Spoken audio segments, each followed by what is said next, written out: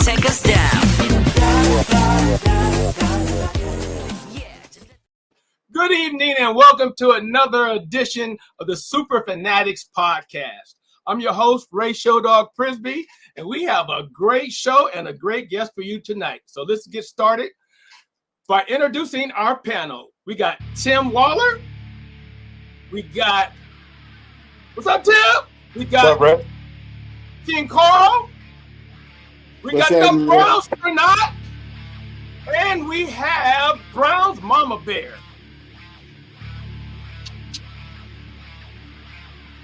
Go ahead, Brown's Mama Bear. All right. So, ladies and gentlemen, tonight we honor a man whose legacy reaches far beyond football. After proudly serving 4 years in the United States, the one we bring to you tonight, Walter Beach, he earned his degree in sociology from the Central Michigan University. He served in the United States Air Force. He went on to make history, not only as Cleveland Browns defensive back, winning in the 1964 NFL Championship, but also as a courageous voice for justice. In 1967, he stood shoulder to shoulder with Muhammad Ali and other icons at the historic Cleveland Summit, lending his strength to fight for civil rights. After football, Walter dedicated himself to public service and as a youth coordinator for Mayor Carl Stokes, and later as the CEO of American of New York. There he was helping young people to develop life skills and to succeed. A lifelong seeker of knowledge and truth, he studied law at Yale. He practiced Surat Shab Yoga in India and shared his wisdom through books like Consider This, got to get that book, and The Sting of the Whip. I'm going to look at that one as well. Walter Beach is more than an athlete. He is a veteran, an author, a teacher, and a leader whose influence continues to inspire. Walter Beach, everybody, give it up. Let's bark.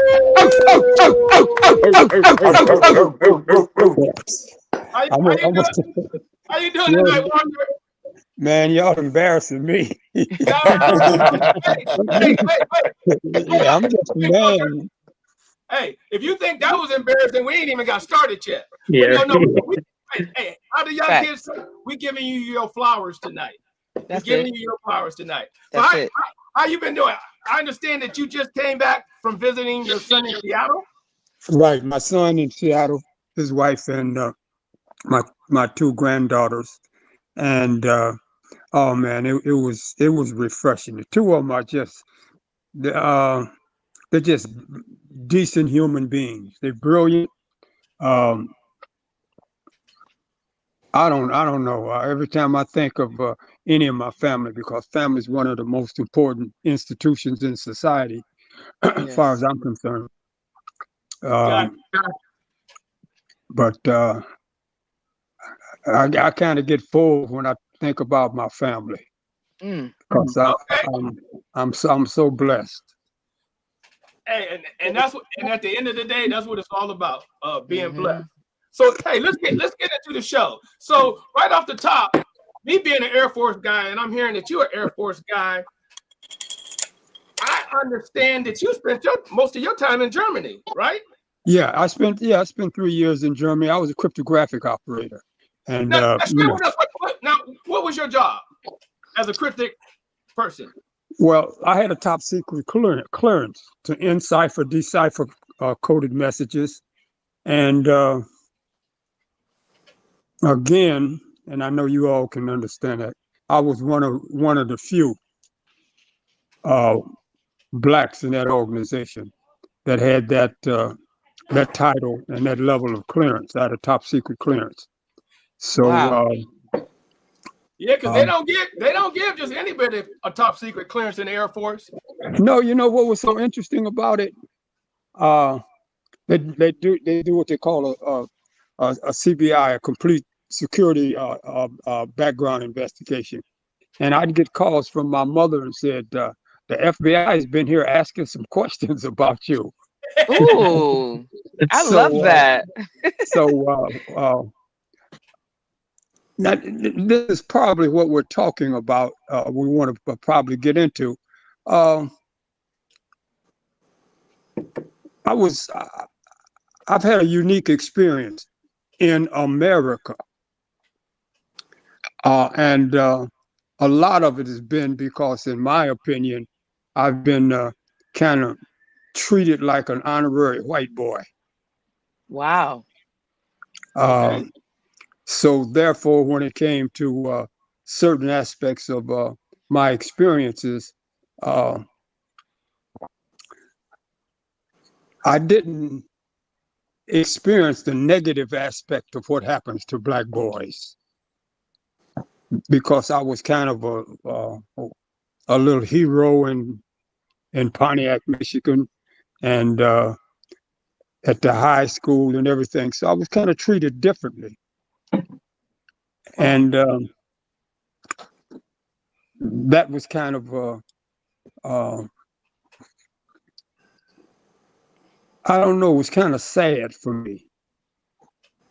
Okay. Okay. So you went to high school in Pontiac, right?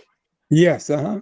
And after high school, because I always have to go back and read this. So after high school, you did 4 years of the Air Force. Yeah, 4 years in the Air Force. Then you went to college for 4 years. Then I went to college for 4 years, yes. At Central Michigan, Wow. correct? So, yeah, Central Michigan, again, one of those honorary situations, you know. Central Michigan is in Mount Pleasant, Michigan, and I was college All-American football player in a city, Mount Pleasant, Michigan, where they had a sign up, no colored people allowed after dark. Wow. Oh, That's so my experience. it was a sundown town. Yeah, that's what they call. Yeah, that's my Okay. experience. Okay. So basically, I've lived a life that when I had to address reality was always kind of disconcerting. Okay. So and for the listeners, you're 92 years young. That's So- correct. Look at you. Yeah, We're talking I'm- about the 50s, the 40s, 50s. Yep. right. Okay, Yes, okay, okay. So it makes a lot more sense when you put that in context with 92, and we're talking about the 50s, 40s, 50s. Okay, so all right. So what was your standout? What was your standout at Michigan other than football? Because you ran track too, right? Yeah, I ran track. I ran Okay. track, and in high school I was a state champion in the 100 and the 200, 100 and 200 meters. And when I got to college, I ran track. And you know, again, you know, it keeps coming back and haunting me. Is I just wish that the culture and the tradition of the society was uh, grateful and respected all human beings. And unfortunately, that's not the truth. That's not the reality. Yeah. Right. Right. So okay, so 4 years in college, then you got drafted by, I want to say, Boston, and then you was there for a while, and then you got picked up by the Cleveland Browns and Jim Brown. Hey. No, I was drafted by the New York Giants. Oh, wow. Okay. Yeah, Okay. I was drafted by the New York Giants. I got released from the New York Giants, and Lou Saban, who was the head football coach at Western Illinois, Mhm. and we played Western Illinois, Central Michigan. So the 4 years I played college, I played against Lou Saban in college. Well, he was Okay. the head. He was head coach in Boston. So when the Giants released me, he called me and he said, man, he invited me into camp. So that's how I got to the Boston Patriots. And Gotcha. I played with the Boston Patriots for 2 years. Then Lou Saban lost his job. So when he lost his job, they had a new coach, and the new coach was Mike Holloway. And Mike Holloway was a native Bostonian. And if you know how white folks in Boston feel about black folks, that tell you that I was no longer a Boston Patriot. Oh. Not only me, there were several of us that had gotten released when I might be a little pejorative now. When the white boy Mike took over, a lot of black players left. We didn't leave, but we were let go, you know. Okay, so then after Boston, is that when Cleveland picked you up? Yeah, I was when I was released by Boston. I went home, and my hometown friend Jim Shorter and I went to high school together. And Jim Shorter had been drafted by the Browns. And Jim Shorter told the Browns about me. Okay. And so Paul Brown wrote me a letter. And I sent him all of my college stuff, and they invited me into camp. Okay, so this is the question that I've asked you many questions over the year, but I never asked you this question. What was your first impression of Jim Brown when you finally signed or got to camp or whatever? My first impression of Jim that he was an honorable man. Okay. And that's how I evaluate character. I don't evaluate the football aspect of him. He was a gentleman. He's a proud he was a proud black man. Yeah. And he carried himself like that. And his energy was the energy that set the tempo for the team. And when I say we, I'm thinking of the I don't remember what the 5 or 6 black ball players on the team at that time. John Wooten, John Brown, trying to think of who. Bobby Mitchell, was he on that team? Was Bobby Mitchell on that team? No. The year that I went to Boston, they had traded Bobby to the Redskins. Oh, okay. Yeah, so Bobby wasn't present at that time.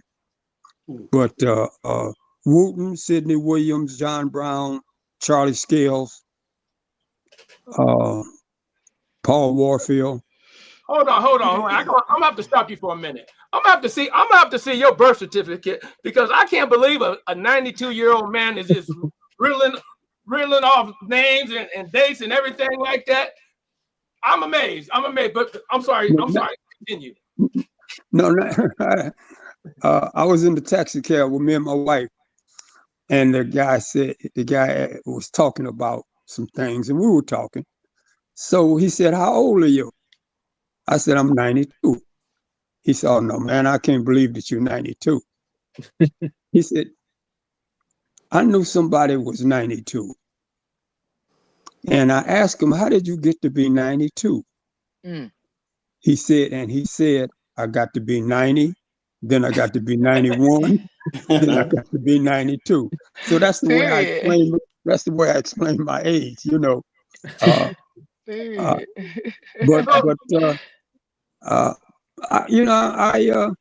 come from good stock, and I never abused my body. I never smoked. I never drank. I didn't use no drugs or anything like that. Wow. My family has a problem. The fact that they say I'm the only one in the family that eats everything. So I'm not a vegetarian or a fruitarian. If it's some food, I'm gonna eat it. I know that's right. Give me some bacon. So, so, so no, to that extent, but again, and I use this often. I'm blessed. I've been blessed beyond measures. Absolutely. So tell us about the incident when you were packing up your locker and Jim Brown came in and told you, man, come on. Yeah. We're at training camp, and at training camp in Hiram, Ohio, and I was packing my personal belongings in the dormitory because they had called me in and told me that they decided that they weren't going to go with me, and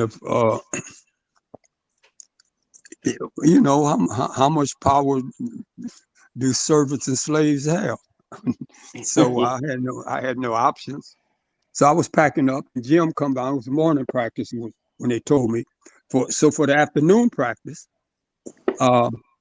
they'd called me in during the lunch, and so they'd informed me. So for the afternoon practice, Jim came by. He said, "Let's go, Doc." And I said, "Hey, Jim, they just placed me on waivers." He said, "What?" I said, "They just put me on waivers." He said, "No, man, I can't believe they put you on waivers." I said, and I want the young lady, the queen, to forgive me. I said, "Well, you see, I'm packing my shit, don't you?" So he said, "Oh man." He said, "Oh man." He said, wait a minute. And he left. He came back about half an hour later. He said, "Let's go to practice." I said, "Man, I told you they put me on waivers." So, so he, with the big old hands, he grabbed me and he took me down to the field. And when we got to the locker room, they were putting my shoulder pads and football, putting all the gear back into the locker. And they're taking my name off the locker, and they were putting Beach back up on the locker. So I don't know what to do, man. So I get dressed and I go out and we go through calisthenics. And then after the calisthenics, they break us off into the units. All of the offensive guards here, the defensive tackles here, the defensive backs. So I go with the defensive backs. Nobody said nothing to me. No. And so I'm out there doing jumping jacks. And it's strange because I'm just performing, but I don't know what to do. Because they done told me I ain't on the team. Yeah. So when they break off into the units, and coach, the coach says, Howard Brinker, he's the defensive back coach. He said, "Give me my defensive starting lineup." He called Ross Fickner. So Ross jogs out on the field. Larry Benz. Larry jogs out. Those are the two safeties. Then he said Bernie Parrish. So Bernie jogs out. He's the right back, cornerback.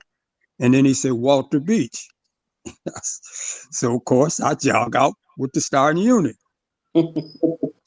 And I played 6 years with the Cleveland Browns. Wow. And no one else ever said one word to me. I'm talking about management. Boom. I'm talking about management. Nobody, every game we played, and then, like I said, I was a starting cornerback for the championship team. Wow. And when we got back, I asked Jim, I said, "Man, I don't know about any of you people, but that's confusing to me." That whole experience was confusing to me. So I said, man, what's going on? I said, what happened? And Jim, again, not only did I honor him, very intelligent, very bright cat, extremely bright. And I said, well, what happened? He said, well, man, this is what happened. I went in and I said, how can you put Beach on waivers? Yeah. And they went through a lot of stuff. Mm-hmm. And he said, wait a minute. Now, this is him telling me what he told Art Modell and the head coach of Blanton Collier. Right. Yeah, so Blanton become the coach because Paul Brown went to the other team or something. Cincinnati. But he was not. Paul Brown was not the head coach when I got there. He was the one that I wrote and sent my first information to. But when I got there, Collier was the coach. Mm. So I said, well, what's up? He said, man, simple to me, like I tell you, Jim is I think he's exceptionally bright, but he said, it's simple to me. He said, if they telling me, this is what Jim said. He said, I told them, he said, y'all telling me you want to have a championship football team. Mm-hmm. He said, and they acknowledged that they did. He said, well, how can you have a champion football team when you send the best players home? Mm. And of course, they said, well, who the best players? Said, yeah. He said, I know, you know, the players know the Beach is the best cornerback we got. So why are you sending him home? And they come up with some rationale. He said, no, I'm asking you, why you send the best ball players home? Mm-hmm. And he said, and if that's the case, I don't know why I should be here contributing to some people that don't want to play the best ball players. He said, so don't y'all ever talk to me about winning when you don't want to play the best ball players. So, Mr. Walter, quick question. Was this before or after the 64 championship? No, this was before. This before I got on the team. Yeah, this was before 64. Oh, okay. That was what he was saying that got me onto the team. And then when I got on. Panel, I know the panel got some questions for you. Yes. Go ahead, Mama Bear. I just want to know because I've heard a couple similar stories about Jim Brown and how he stood up for people. With you being a young man in it, it wasn't even the NFL at that time, was it? Was it called the NFL? Okay.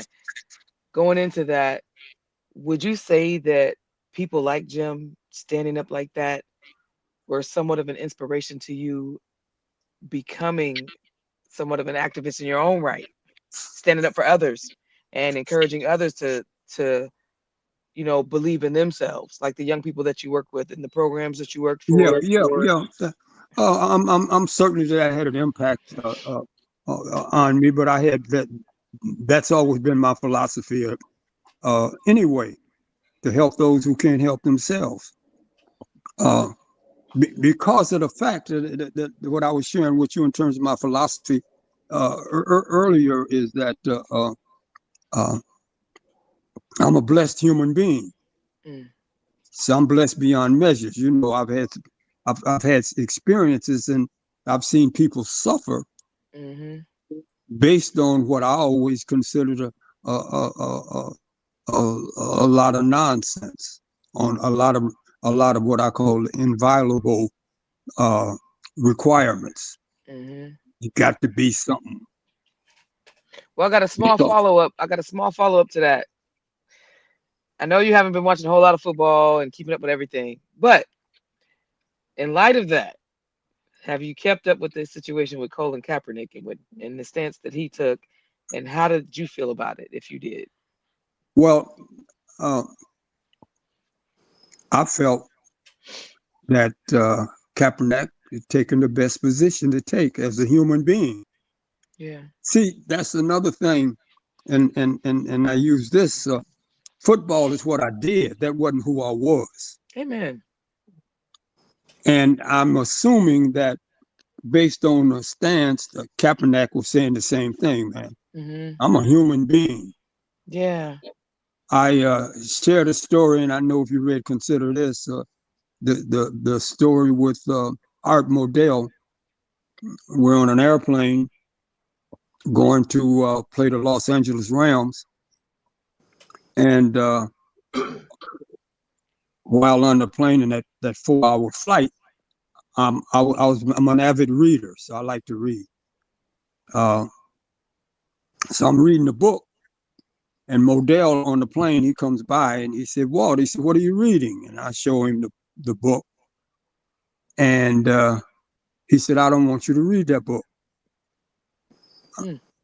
So I said, "Okay." He left. He came back. I was reading the book.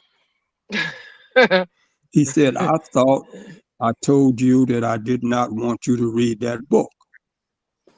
The title of the book was Message to the Black Man by the Honorable Elijah Muhammad. Okay. That was the book Okay. that I was reading. Mm-hmm. He said, "I thought I told you." Now, this is what exactly happened. If you check Modell out, maybe he can tell you the same thing. I don't even know where he is this day. He said, "I thought I told you I didn't want you to read that book." I said, "You did tell me that." I said, "But I thought you were joking." He said, "Joking?" He said, "No, I wasn't joking." I said, "Mr. Modell, a man can't tell another man what to read." That's it. I said, "You own this football team, man. When we get to California, you can fire me." Mm. I said, "But don't you ever think you can tell me what to read." Mm-hmm. Amen. And the message to that, and I shared, because my son is here now, I shared it with my other son. I said, the message to that was, I'm trying to tell, I'm going to use some pejorative terms and you may not like it. He said, I'm trying to tell this nigger what to do. Mm-hmm. And I got the power to tell him what to do, and I also got the power to fire him. Yeah. Then the question that I asked myself was, why didn't he fire me? Mm-hmm. And Mm-hmm. the answer that I gave, he needed me. Amen. He Yep. needed me. So it Yep. was more for him to satisfy his need to win a championship Mm-hmm. than it was to deny me the right to read a book. Wow. Wow. Wow, that's heavy. In this climate Yeah. right now, this is big stuff right now. I'm like, I'm leaning in. Yeah. So What's got a question for Mr. Walter? yeah. Tim, you got a question? Not yet. I'm still I listening. got one. I got one. Go ahead.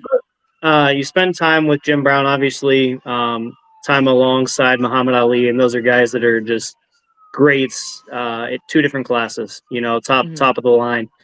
Did you notice any similarities between them? Yeah, that integrity. Oh. Okay. Yeah, so they all had integrity, and Nice. I mean, I stated it, but in reality, they were back to the same thing. Boxing is what Ali did. That wasn't who he was. Yeah. Basketball is what Russell did, but that wasn't who he was. See, if we get lost and lose our personal sovereignty, then we begin to start thinking that we football players or basketball players. So when what I'm referring to is that I played football in Cleveland, Ohio, intercept a pass, They carry me off, not just the players, the fans, carry me off on their shoulders in Hey. Cleveland, Ohio. Ow, ow, ow, ow. And after I take a shower, I can't go to the north side of Cleveland. Dang. Better not come over here, black boy. Y'all just took me off y'all shoulders. Mm. Y'all just celebrated me as a hero. Wow.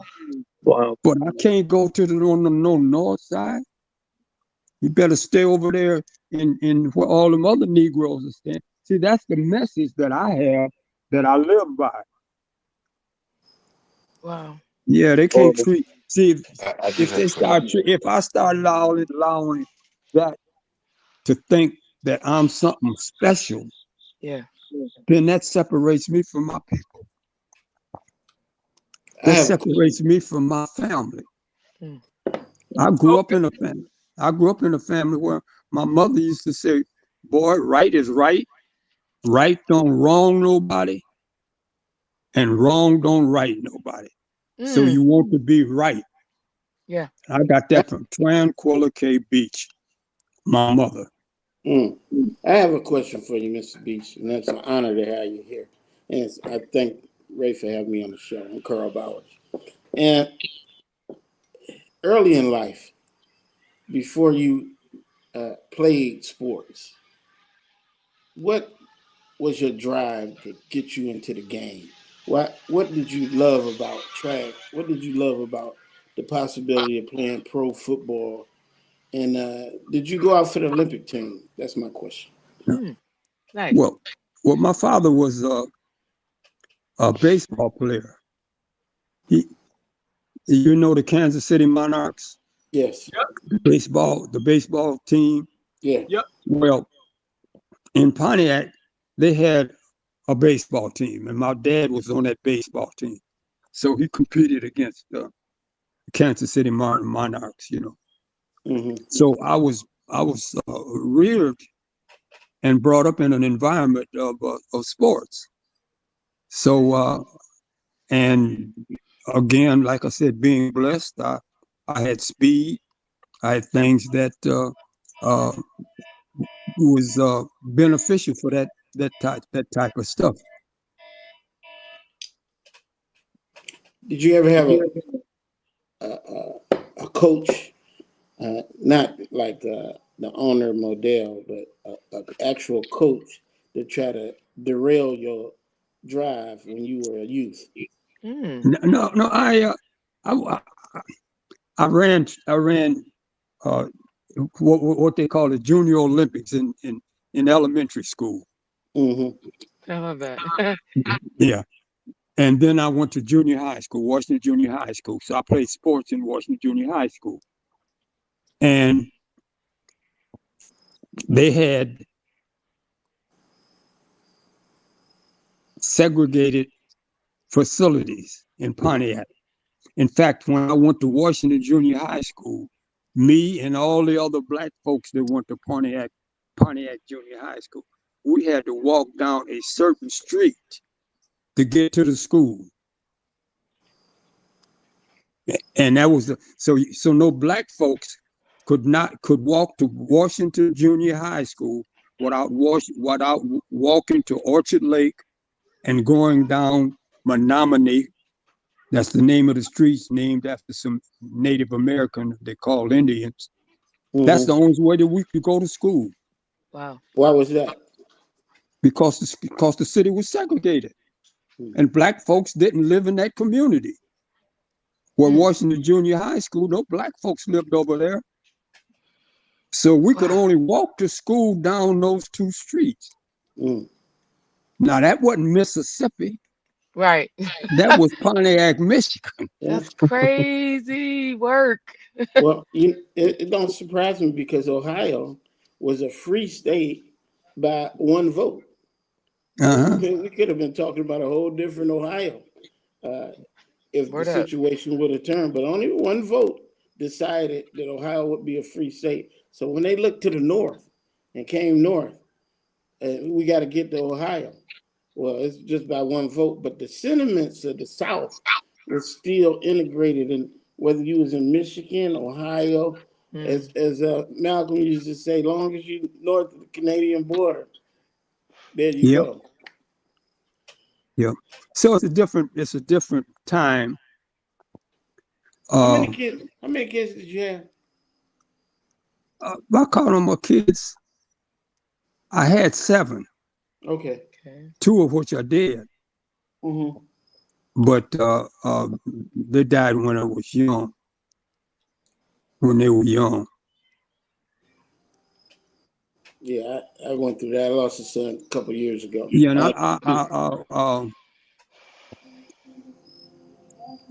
I guess I was, and I think this is part of where I find myself. All of I use it like this: who is he without any flaws that lives above the spiritual laws? Well, I was not one of those individuals without any flaws. So in high school, I impregnated 2 girls. Mm.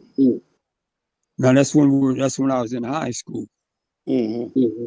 So those are the 2 that I said this, of course, made the transition. Mm-hmm. But my mother and father are honorable people, so they made honorable situations out of that flaw. So that's 2 of them that I constantly talk about when we start talking about how many kids that I have.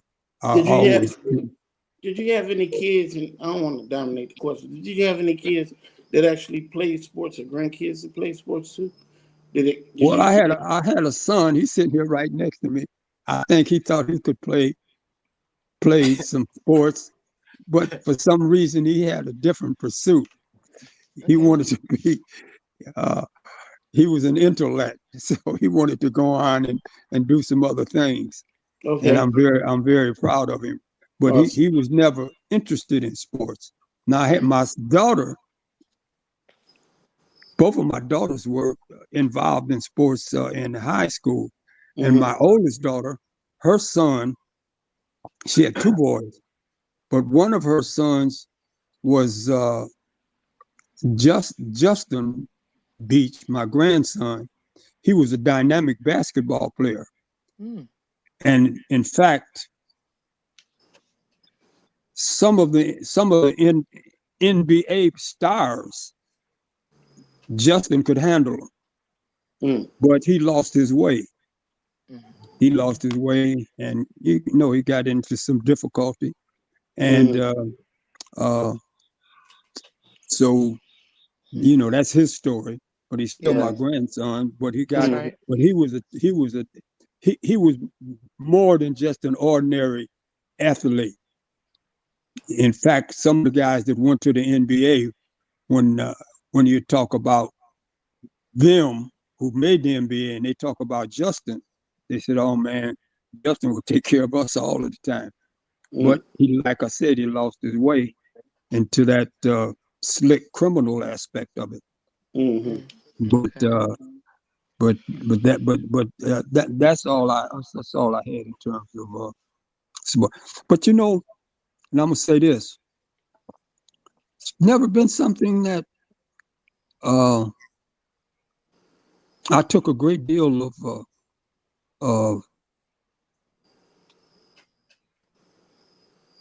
a great deal of love and like to. I played sports because I loved taking care of myself, but I didn't love the game. I played the game and I learned the rules, and I played. Uh, I share this with you, these 2 things with you about that. I was a defensive cornerback for 6 years with the Cleveland Browns, and they test you. If it's 3rd down and 5, and we call a 4 key, what do you do? If you're in the 4 key defense and it's 3rd what do you do? Now that's the test that I'd have on for different situations when they test you. And I would respond as the right cornerback what I would do. But I would also respond what the other 10 people did. And Howard used to say to me, well, Walt, all I want to know is what you do. But I tell him what I did, what the linebacker did on that play. And the reason that I did that, because my father said, relieve all doubts. They can't never doubt that you don't know what's going on. All they need is that. We play a game, and at the halftime, we come in, and Howard Brinker says to me, Beach. I said, yeah. He said, what did you do on this so-and-so and so-and-so? I saw you over here. I said, Howard, on that play, I said, wasn't that a 3-key? He said, yeah. I said, well, if it was a 3-key, wasn't I supposed to be where I was? Oh, yeah. I said, so you should be talking to Ross Bickner. Right. See, the players has been violated, and they didn't call a deep pass, and Ross Fickner was supposed to be there. But he can't say, hey, Ross, excuse me again, young lady. Hey, Ross, you fucked up. He raised the question, hey, Beach, what are you doing? Yeah. You out of position. What are you doing? No, I ain't out of position, coach. That's Ross.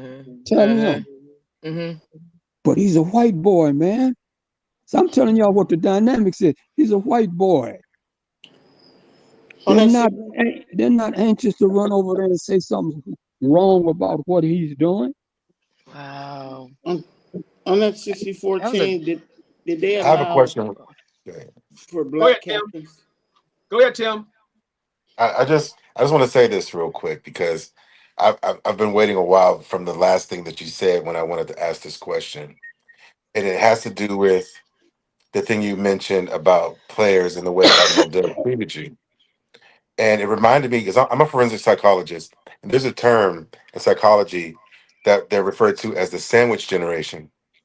And that's where a person is kind of sandwiched between caring for their elderly parent and also raising a child. And when you started to speak, I was just kind of listening to you. And I wonder if that doesn't apply to athletes in the way that they're sandwiched between owners or franchises, treating them as commodities, and fans treating you as infallible heroes. And if that contributed to maybe why you kind of turned away from football and watching it as much as you've done, and if you've ever seen it that way. In fact, I see it precisely that way. Amen. I see it precisely that way. Not only do I not watch, I love basketball, but I don't have teams.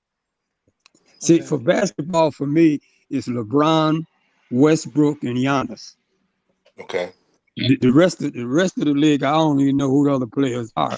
Those are the ones that I be pulling for. So I don't pull for no team.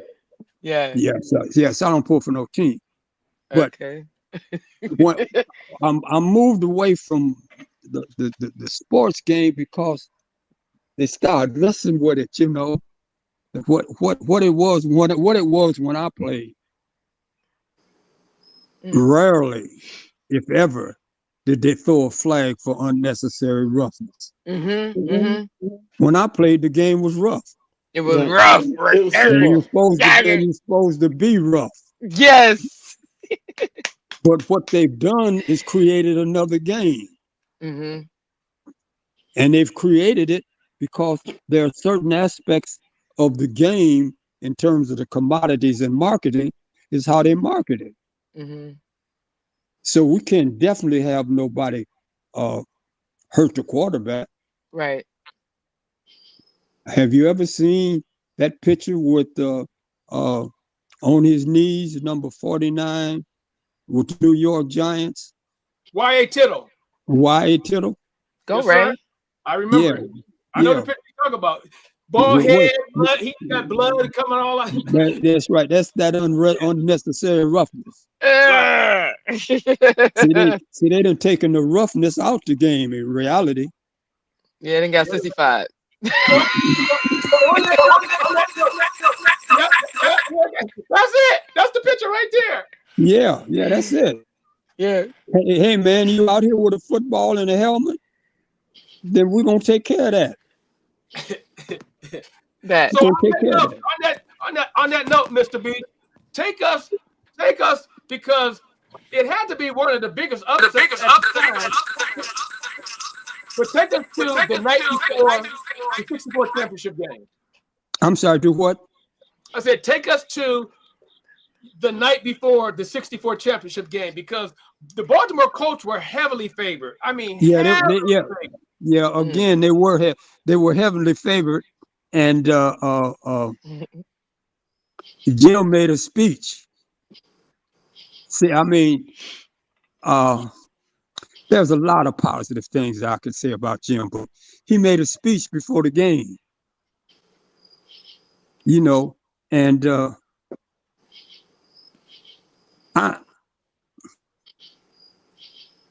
and the speech was about what you gonna do. What you gonna do.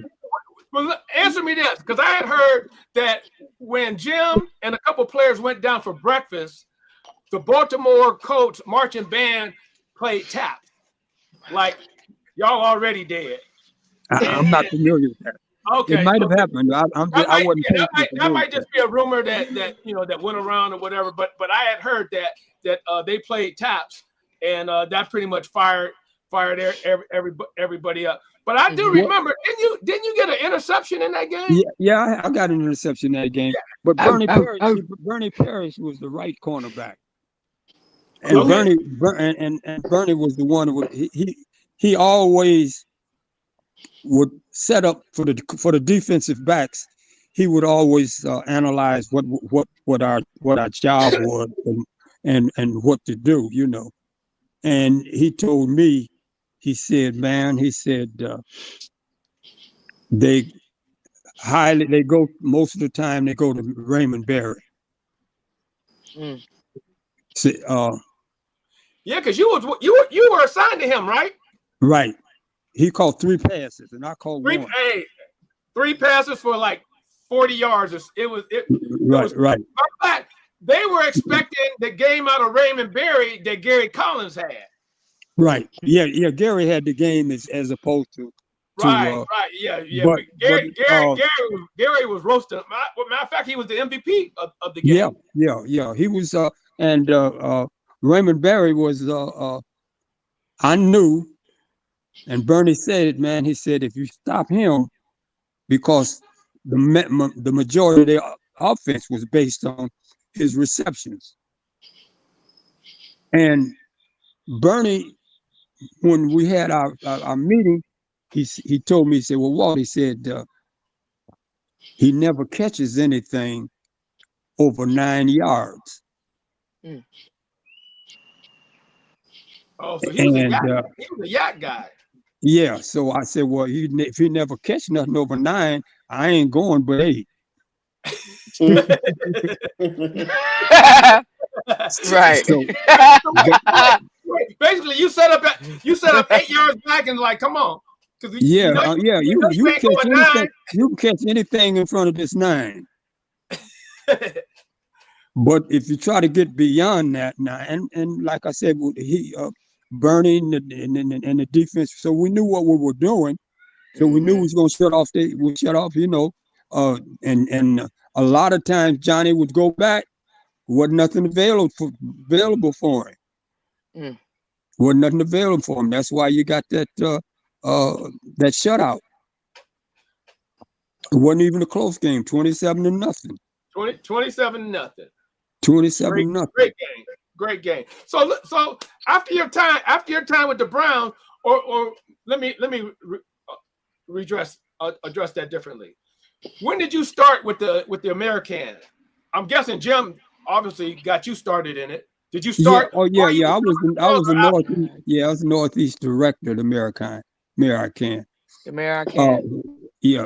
What I had done, and after leaving the league, I worked for Carl Stokes. Mm-hmm. I was okay. I was the youth coordinator for the city of Cleveland. So I ran the youth programs for for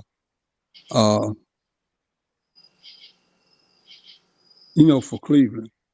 Okay. And so when Jim them organized the American, uh, he came in and asked me would I participate with him, and I said, yeah, man, whatever we can do to stop the Crips and the Bloods from killing each other. Man. And that was the model it was the design on. And the Crips and the Blood met at Jim's house in L.A. up on the hill, up on the mountain. The head of the Crips, the head of the Bloods met Wow. at Jim's house, and I was part of the meeting. And we got the brothers to understand there was a different way to deal with what was going on. You don't need to be killing each other when white folks are killing you. Mm.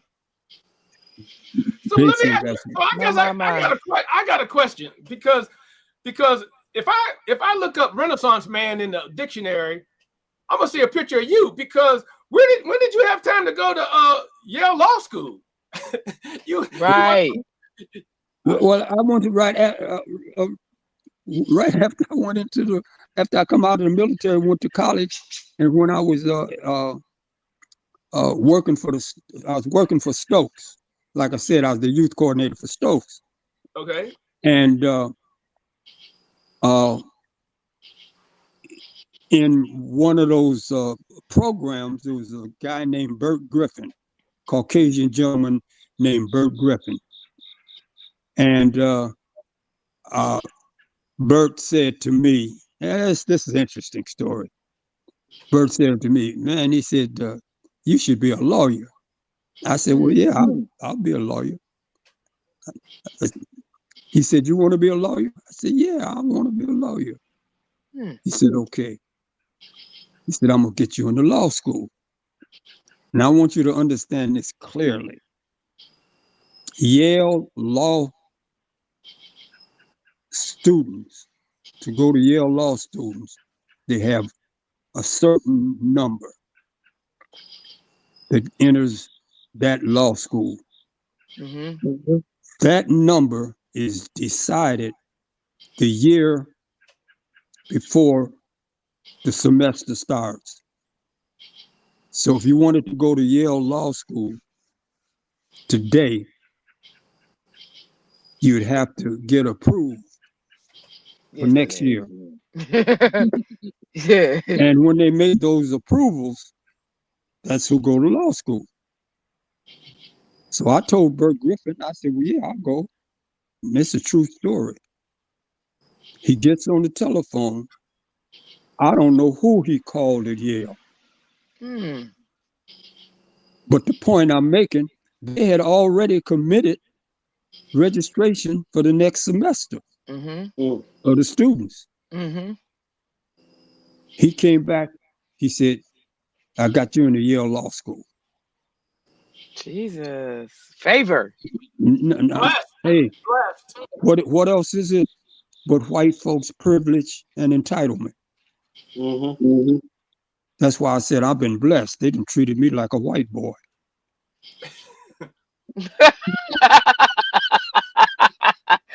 Hey, you have favor. You're right. So I go to Yale Law School. How does those other people get into Yale Law School? They take the LSAT test. Yep.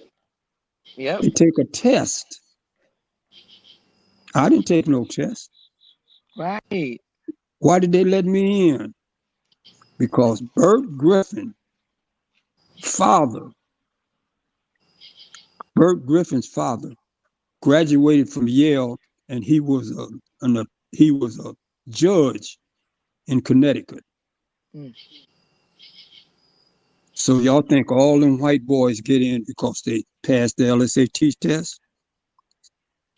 Wow. How many of them got in like I got in? Mm-hmm. You think I'm the only individual that somebody's father called and said put him in? So I'm the only human being that's happened to. Well, I got a question to that. Do you think that all of this favor that you were getting was it all to do with football, or do you feel like God had something for you that was just for you, and that was just it? He had to move people to move on your behalf. So whatever purpose he had for you had to be fulfilled. Because was it all football that made people say, "Hey, Yeah. give him now this opportunity"? Well, I mean,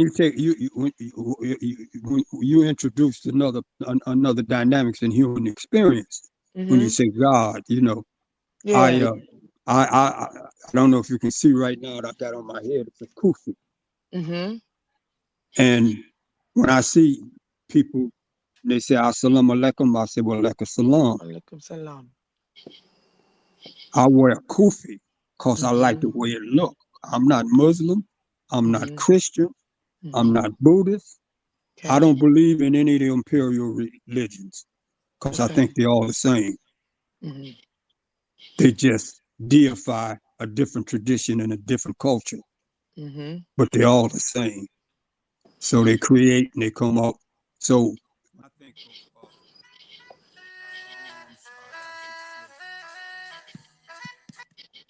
Coltrane. for wife. Okay.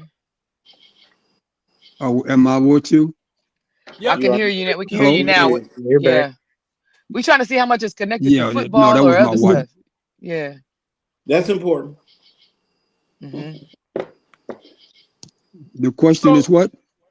The question is like, how much of that favor that people were showing you do you feel was connected to the fact that you played football versus just this was the favor I had over my life? I don't know why. I just was fortunate. You know what I mean? Like because That's basically what I'm saying. I'm saying I'm blessed beyond measures. I don't know what the reasons or the why. In fact, that's the main question in my life that I always address. I always address the why. yeah, yeah, But it was whatever it was related to. I can't say in terms of how the divine the divine in the universe has to mm-hmm, do with it. But I know that what happens, and I guess that's one of the reasons I have so much compassion, is yeah, that I don't know the answers to any of this, but I mm-hmm, think it. I think about it. I say, even me, if it can happen to me, it can happen to you. amen, And if it happened for me, it can happen for you. So so what I'm constantly trying to do is to help people do the best and be the best human beings they can. Because that's all I'm trying to do is be the best human being I can be. yeah, And I don't allow nothing to interrupt that. mm-hmm, I don't allow I just don't allow nothing to interrupt that. Trying to be the best human being I could be. You're that's doing that, beautiful. But brother. I can't be that best human being if I see other human beings violated Yeah, and they ask me or someone else to participate in it. mm-hmm, Whew, amen, well, I can honestly say that this was probably one of the best shows ever because I was spiritually fed, I was emotionally fed, I was mentally fed. Thank yeah. you, Tim Waller. And yeah. Does anybody have any last minute comments before we go? Just want to say thank you for your time, man. I mean, opening up and sharing a lot of your experiences and kind of letting us see your world from your perspective and things you've been through is really awesome. I honestly just love sitting back and listening. So thank you. No, I Listen, appreciate it, but then basically that's the point I'm making, and my response to this, I'm just saying, so it is with me. that's just the way my life developed. That's so I don't get upset or disturbed if they see the world differently than me, and that's what I say. Uh, I have a lovely wife who just called. She's in San Diego, and I'm in Michigan. She's on some business, and she's an attorney, and she's doing some things out there. And Right on. basically, our life is about that. I want for her what she wants for her, Yep. Mhm. Beautiful. and that's the way we live our life. So there's no nothing that uh, she wants that I'm not going to try to be. In Oh yeah. fact, I don't know if y'all know about Yeah. Toni Morrison. Toni Morrison Mhm. got something in that, and it's the way I look at my life. She gathers me. Okay. Amen. She I gathers get it. me. I get Yeah. it. So that's the way I deal with it. Anybody else Her before we love go? anticipates my needs. Mr. Mhm. Beach, I know you described how the fans carried you off the field after the inception of the championship. I'm saying Uh, what? when the championship game and the fans carried you off the field, that Yeah. moment where the Cleveland fans carried you off the field, I want to know what was your defining moment in life. Mm. What was the moment that you said, this is really great and I feel free? Hey. Well, I think it was uh, in the locker room at the celebration. I had a friend. His name was James Bibb, and his wife and I were school teachers together. In fact, Francis' classroom was next to mine when I taught the fourth grade. And I come off the field, and we're in the shower room, and the security is tight. And I'm coming out the shower, and I see James Bibb. I said, "Man, how you get in here?" He said, "There's a will, there's a way." and and that's when I really recognized, what was going on and how important it was, because nobody could come into that locker room with the security after a game, Right. Yeah. Right. but their bibs was. I said, well, this must be a big deal. Yeah. No, man, I share everything with y'all, and I appreciate it. And one of the founding terms and principle for me is that of appreciation. Yeah. And I'm here with my son and his grandson. My grandson, his son, is somewhere on a trip. As a grown man, he's a grown man and graduated from college. But when he was young, uh, we went into a situation, and there was a woman who had both her legs amputated Mm. Mm-hmm. and had a prosthesis for her right arm. Mm. And my grandson, Devin, was 4 years old. He said, Granddaddy. I said, what, Devin? He said, she's lucky. She still got one arm. Mm. Wow. See, Wow. that's how deep it goes. Mhm. Mm-hmm. That's I got Mhm. that from my 4-year-old grandson. Mm. Oh, so I'm always appreciative. Wow. Well, Ain't nothing So I like got being grateful. arthritis in my neck, arthritis in my knees, but I'm still here. Amen. still here, 92 years young. Right Yeah. on. I had to Yeah. double check. I So how didn't you believe gonna it. not be appreciative? Yeah. No, for sure. Well, hey, Mr. Beach, Mr. Walter Beach, we appreciate your time. And we got a lot of fans that said we need to have a part 2 to this show because you just gave us so many pearls of wisdom. So Yeah. Well, I again, appreciate the opportunity, and I appreciate y'all for putting it together to help other oh, people, man. Mhm. absolutely. And thank you so much. And stay blessed, stay happy, and Yes. go Browns. Go Okay, I Browns. love all Go of y'all. Browns. I love you all. Take care. Oh, Peace and love. All right, peace thank and you, love. Walter.